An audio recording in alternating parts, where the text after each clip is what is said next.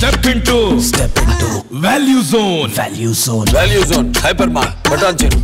శ్రీకాకుళం బహిరంగ సభలో ముఖ్యమంత్రి జగన్మోహన్ రెడ్డి జనసేన అధినేత పవన్ కళ్యాణ్పై అనుచిత వ్యాఖ్యలు చేశారంటూ జనసేన నేతలు తీవ్రంగా ఖండిస్తున్న పరిస్థితి. ఇక ఇదే అంశంపై మనతో పాటు మాట్లాడేందుకు పంచకర్ల రమేష్ బాబు ఉన్నారు. ప్రజాస్వామ్యంలో వ్యక్తిగత విమర్శలను ఏ విధంగా చూస్తారు? దౌర్భాగ్యం ఏమిటి అంటే జగన్మోహన్ రెడ్డి గారు ముఖ్యమంత్రి అయిన తర్వాతే ఈ రాష్ట్రానికి కర్మ అండి. గతంలో రాజశేఖర రెడ్డి గారు కానీ చంద్రబాబు నాయుడు గారు కానీ వాళ్ళ ముందు చేసిన ముఖ్యమంత్రులు కానీ ఏ నాయకుడు వ్యక్తిగత జీవితం కోసం మాట్లాడేవారు కదా, అది సంస్కారం. అది ఎందుకంటే అలా మాట్లాడాలంటే పవన్ కళ్యాణ్ గారికి ఒక్కరికే పెళ్ళిళ్ళు అవ్వలేదు, మీ కాందాల్లో కూడా చాలామందికి అయ్యాయి. ఎన్నో రకాల చీకటి జీవితాలు అందరి జీవితాల్లోనూ బయట ఉన్నాయి. మరి మీ మంత్రుల మీద మీ ఎమ్మెల్యేల మీదే ఆడియోలు వీడియోలు వచ్చినా కూడా మేమేమి సంస్కారహీనంగా ఎప్పుడు మాట్లాడలేదు. పవన్ కళ్యాణ్ గారు మాకు సంస్కారం నేర్పారు. మరి నువ్వు మాట్లాడుతున్న విధానం సామాన్యుడు కూడా చిచ్చి ఈ మనిషికి సిగ్గు లేదా, ఈ మనిషి ఇలాగే ఉంటాడా మారడా అని చెప్పి మాట్లాడుకునే విధానాన్ని మేము తీవ్రంగా ఖండిస్తా ఉన్నాం. రాజకీయాల్లో విలువలతో కూడిన రాజకీయాలు చేయాలి, వ్యక్తిత్వం ఉన్నాయి ప్రజలకి రాష్ట్రానికి ఉపయోగపడే రాజకీయాలు చేయాలి తప్ప పర్సనల్గా వెళ్ళిపోయి పవన్ కళ్యాణ్ గారిని అనటానికి ఏమీ లేక ఆయన వ్యక్తిగత జీవితంలోకి జొరబడిపోయి మాట్లాడటం అనేది మేము తీవ్రంగా ఖండిస్తా ఉన్నాం. ఇటీవల తెలంగాణ ఎన్నికల్లో చూసుకుంటే దాదాపు 8 చోట్ల జనసేన పోటీ చేసింది, కనీసం డిపాజిట్లు కూడా రాని పరిస్థితి. ఆంధ్రాలో అంత సీన్ లేదంటూ వ్యాఖ్యానిస్తున్న పరిస్థితి. సీన్ లేదనుకున్నప్పుడు మమ్మల్ని విమర్శించడం దేనికి? జగన్మోహన్ రెడ్డి గారు నీకు ప్యాంటు తడిసిపోతూ ఉంది, మీ అందరికీ బట్టలు తడిసిపోతూ ఉన్నాయి, చెమటలు పట్టి గజగజ వణుకుతూ ఉన్నారు పవన్ కళ్యాణ్ గారిని చూస్తే. మీకు ఒకటే నేను చెప్తా ఉన్నాను, మీకు నిజం తెలుసు. తెలుగుదేశం జనసేన కలిపి వెళ్తే మీకు రేపు పొద్దున్న డిపాజిట్లు కూడా రాని నియోజకవర్గాలు ఉన్నాయి, మీకు అభ్యర్థులు కూడా దొరకని పరిస్థితి ఉంది. నీ మార్పులు చేర్పులు దేనికి మరి కారణమో గెలుస్తారనుకుంటే మరి ఆ వ్యక్తుల్ని నువ్వు ఎందుకు మారుస్తున్నావు నువ్వు ప్రజలకు చెప్పాలి.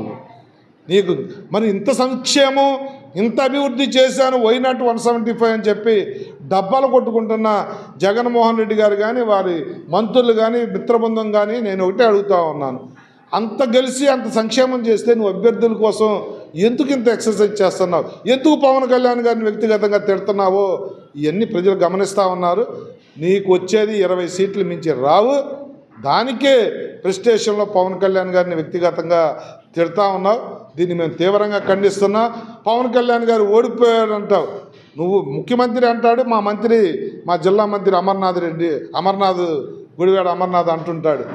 నేను ఒకటే అడుగుతా ఉన్నాను, గత ఎలక్షన్లో 2014 ఎలక్షన్లో ఇక్కడ ఎంపీగా విజయమ్మ గారు కూడా స్వయంగా రాజశేఖర రెడ్డి గారి భార్య జగన్మోహన్ రెడ్డి గారి తల్లిగారైన విజయమ్మ గారు కూడా ఓడిపోయారు. మేము ఎప్పుడు కూడా దాన్ని మేము మాట్లాడలేం, ఎందుకంటే మాకు సంస్కారం ఉంది. ఓటములు గెలుపులు అనేది సహజం. ఇంకా తెలంగాణ విషయం మీరు అడిగారు, మేము అక్కడ సంస్థాగతంగా లేము. చాలా కాలం నుంచి మా నాయకుడు కానీ మేము కానీ అక్కడ పార్టీ నిర్మాణం చేయలేదు. ఒక ఎజెండా, ఒక మిత్రపక్షానికి మిత్ర న్యాయం చేయటానికి బీజేపీ మేము కలిసి వెళ్ళాలన్న ఒక సిద్ధాంతపరమైన పొత్తులో భాగంగా మేము అక్కడ పోటీ చేసాం. కొన్ని చోట్ల ఇబ్బందులు వస్తే రావచ్చు, కానీ అది ఒక విధమైన మిత్ర ధర్మం తప్ప ప్రతి చోట గెలుస్తామనో ప్రతి చోట మేము బలంగా ఉన్నామని చెప్పి ఎలక్షన్కి వెళ్ళాం.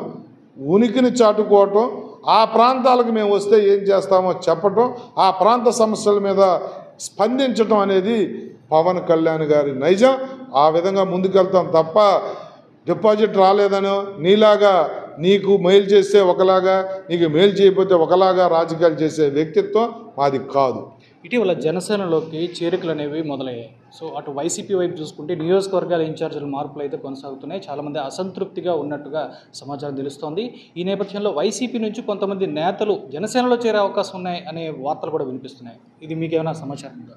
ఈ జిల్లాలోనే పవన్ కళ్యాణ్ గారు గేట్లు ఓపెన్ చేస్తే ఈ జిల్లాలోనే నాతో టచ్లో ఉన్న వాళ్ళు మాజీ ఎమ్మెల్యేలు కానీ ప్రజెంట్ వాళ్ళు కానీ ఇంకా ఇతరత్ర కార్పొరేటర్లు మాజీ కార్పొరేటర్ల స్థాయి వాళ్ళు కానీ ఈ జిల్లాలోనే నేను 20-30 మందిని జాయిన్ చేయగలను. ఇది నిజం.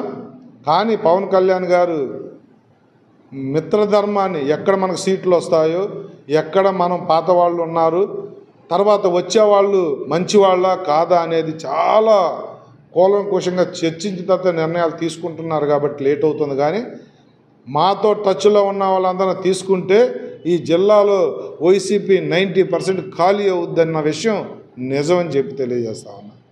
Thank you. సో ఇది పరిస్థితి. అంటే రాజకీయ అంటే ప్రజాస్వామ్యంలో గెలుపోవటంలో సహజమని, కానీ వ్యక్తిగత విమర్శలు చేయడం సరికాదని జనసేన నేతలైతే చెబుతున్న పరిస్థితి. ఏదేమైనా రాబో ఎన్నికల్లో జనసేన టీడీపీ మిత్రపక్షంగా మొత్తంగా అధికారంలోకి వచ్చి తీరుతుందని జనసేన నేతలు పేర్కొంటున్న పరిస్థితి. వీడియో జర్నలిస్ట్ ముఖేష్తో సుమన్ టీవీ శ్రీనివాస్.